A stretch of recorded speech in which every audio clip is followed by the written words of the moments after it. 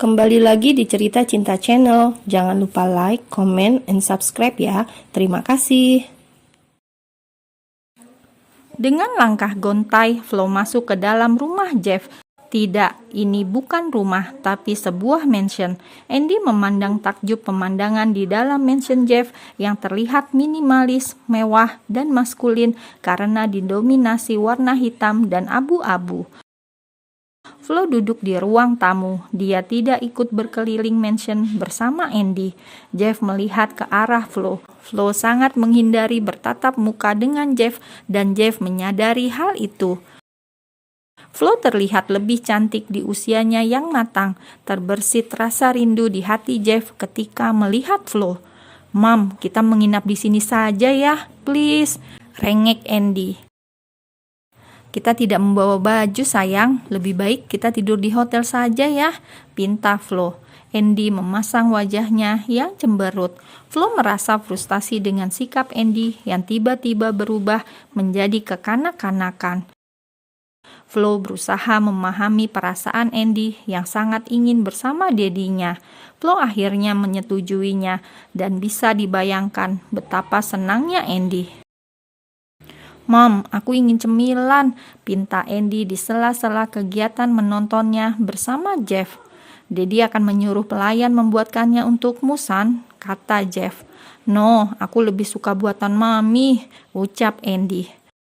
"Baiklah, Mami akan membuat pancake saja ya," ucap Flo dengan agak lesu. Andy mengangguk setuju. Flo membuka blazernya dan mulai membuat pancake. Dia meminta pada pelayan untuk menyiapkan bahannya. Harum pancake membuat Andy menghampiri sang mami di dapur. Jeff mengikutinya dari belakang. Harum sekali, Mam," ucap Andy yang sudah duduk manis di depan meja dapur yang lebar. Jeff melihat gerak-gerik Flo ketika memasak. Dia tiba-tiba merasa dejavu dengan masa lalunya bersama Flo. Flo hanya menyiapkan satu piring pancake untuk Andy. "Mam, Daddy juga ingin makan pancake," pinta Andy. Flo pun terpaksa membuatkan untuk Jeff juga.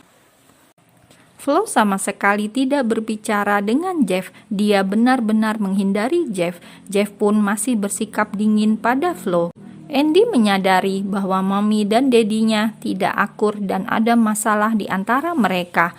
Andy memikirkan cara bagaimana mendamaikan orang tuanya. Malam ini Andy tidur dengan Jeff, sedangkan Flo tidur di kamar tamu. Pagi menjelang, sejak ada Andy, Flo terbiasa bangun pagi dan membuat sarapan. Beberapa hari di hotel membuat Flo tidak bisa memasak dan hanya makan di restoran hotel. Jadi hari ini Flo akan membuat makanan favorit Andy.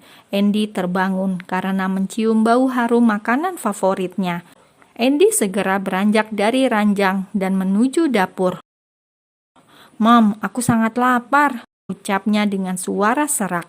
"Kau sudah bangun sayang, mandilah, 10 menit lagi akan siap," jawab Flo sambil tersenyum.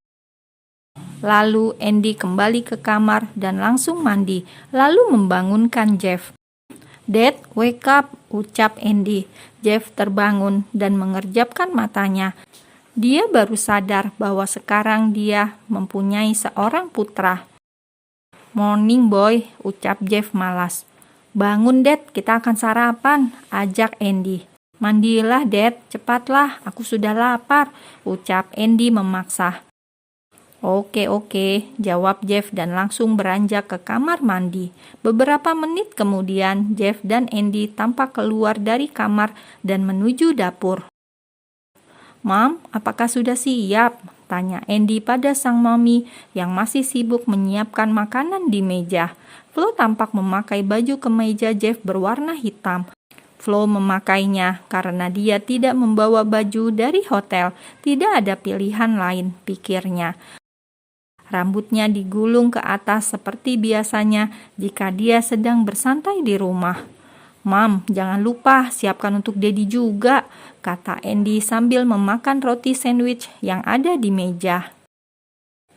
Jeff tampak mengamati Flo. Jeff masih belum yakin apa yang harus dia lakukan pada Flo. Di lain sisi, Jeff merindukan Flo di hati terdalamnya. Hanya saja, Jeff berusaha mengelak dari hal itu. Flo masih tak menganggap Jeff ada. Dia benar-benar menghindari Jeff. Flo masih belum bisa memaafkan Jeff. Mereka bertiga akhirnya sarapan bersama. Andy tampak bahagia karena dia memiliki orang tua yang lengkap. Tuhan akhirnya mengabulkan doanya selama ini. Andy, jangan terlalu cepat.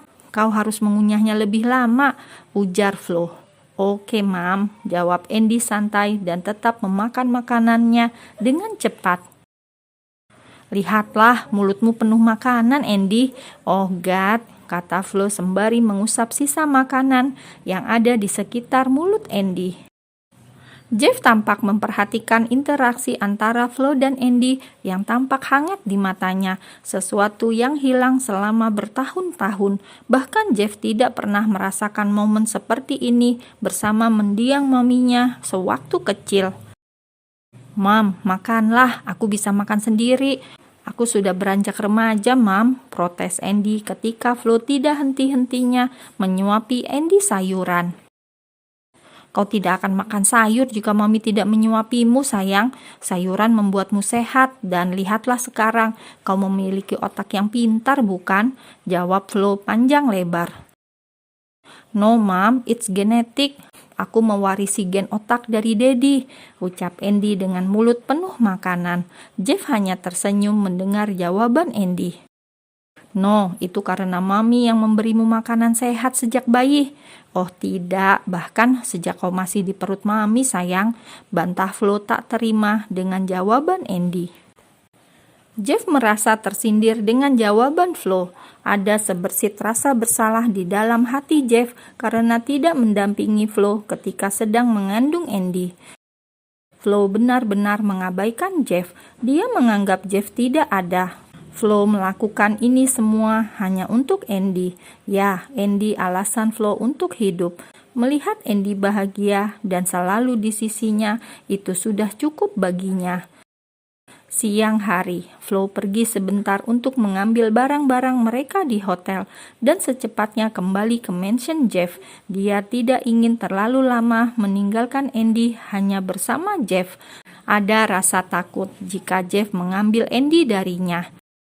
Sekembalinya dari hotel, Flo melihat Andy dan Jeff sedang berenang. Flo melihat tawa Andy yang jarang diperlihatkannya.